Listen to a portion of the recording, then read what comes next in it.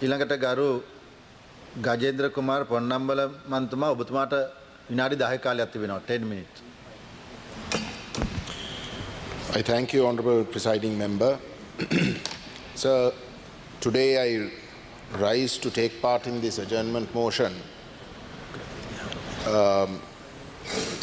on a topic that is genuinely heartbreaking. And that is because if there is a nation that truly deserves a state of its own, you can't deny the Jewish nation that.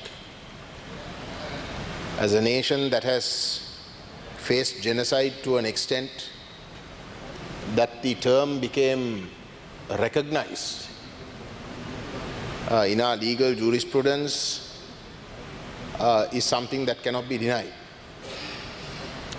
As a persecuted people, that they should at some point have a country to call their own where they can be secure is undeniable. Such is their history. But I said I use the term heartbreaking, Honorable Presiding Member, and that is because in the process of trying to give the Jewish nation a state of its own, where the Jewish people can live peacefully and in security, there also happened a great injustice to the Palestinian nation. And as a result, enmity grew and there was conflict. But then there was a point where there was a compromise. And that compromise is what we all now term this two-state solution. But regardless of that compromise, and in that compromise, Honorable Presiding Member, that the Palestinian people had to compromise more is also undeniable. But that compromise was reached. And after it was reached, that the Jewish nation should observe that agreement in the breach is what is even more frustrating. A people who have faced the worst of crimes, a people who have been so terribly persecuted in their entire history, for them, once they have a state of their own, for that state to behave in the way that it has been behaving is honestly so disappointing and so frustrating that as far as our party is concerned, we believe that we must be honest enough to call what is wrong, wrong. And it's gone beyond that. It's gone well beyond that. What is happening today, Honorable Presiding Member, in the name of fighting terrorism, is a genocide. There is no other word that you can use to describe what is happening today. When people are put in a war situation, and when they are then deprived of food and medicine and water, there can be only one intention: to destroy that population in whole or in part. And that is what is happening. To deliberately target the most vulnerable places where the sick and the young will seek refuge in hospitals, you can't have any other intention. When you ask people to go to a particular area to seek safe refuge and then bomb that vicinity, That can't be surely fighting terrorism. So, Honorable Presiding Member, unless we understand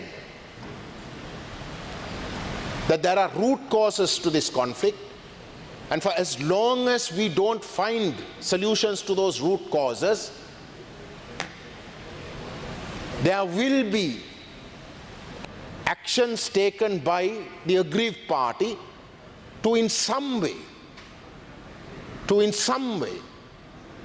pressure those who are causing the problem to correct it. And that is human nature. When you are up against the wall, when you are forced against the wall, you have nowhere to run, but still, if the other party keeps coming at you, then there is that saying, Honorable Presiding Member, that even a worm turns. And that is what is happening.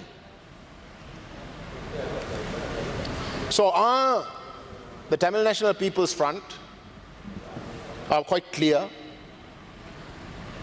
that we are committed to a two-state solution. And the fault, Honorable Presiding Member, is the non-implementation of that two-state solution. And quite the contrary, it is the deliberate dismantling of the future Palestinian state that is causing this conflict and that is aggravating this situation. And as long as we deny that and try to blame the reaction to that problem as opposed to the problem itself, we will never find solutions. Now, quite honestly, Honorable Presiding Member, I'm quite surprised, but cynically so, that this House today is unanimous in calling for a ceasefire, a cessation of hostilities, and is also unanimous in insisting on a negotiated solution. But other than the Tamil parties seated in this House, Honorable Presiding Member, 15 years ago, when what is happening in Gaza happened in this country, in the northeast, what Israel is doing today is what all these other members did to the Tamils.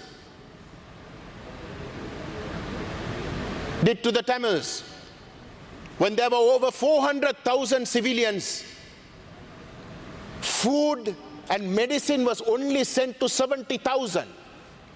What could the intention be? You declare safe zones. You declare safe zones and then go along to bomb those zones. You bomb hospitals deliberately.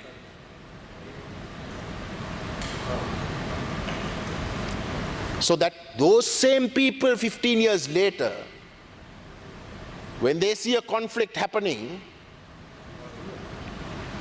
and that they recognize the mistakes and the gravity of what is happening far, far away and call for a ceasefire, then that certainly surprises me. But at least let the Palestinian people be saved. Let at least the Palestinian people be saved from what is clearly the orchestration of a genocide. And in that sense, Honorable Presiding Member, we would like to sign up. The Honorable Member who proposed this resolution surprises me the most.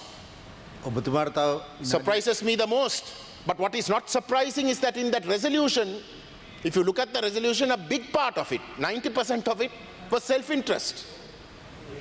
It is self-interest that is making you call for a cessation of hostilities because of the conditions and the economic conditions that can be caused to this country.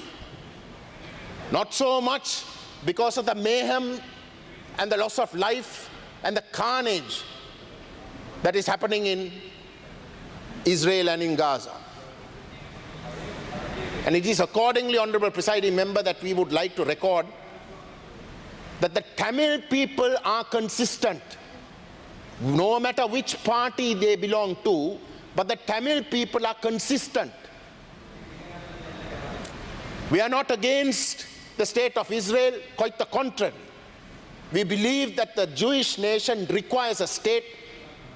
They must be secure, they must be peaceful, they have the right to exist. That must be respected. As much as we believe that the singular nation in this country must be safe, must prosper, must be at peace, but not, Honourable Presiding Member, at the expense of others.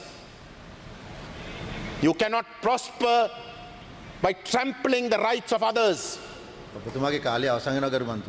And by doing that, you will never find solutions. And for unless the members of this House at least look at what is happening in the Middle East, learn lessons from that, and apply those same principles here, Sri Lanka for sure, even if in the Middle East there might be peace, Sri Lanka for sure will never have that. Thank you, sir.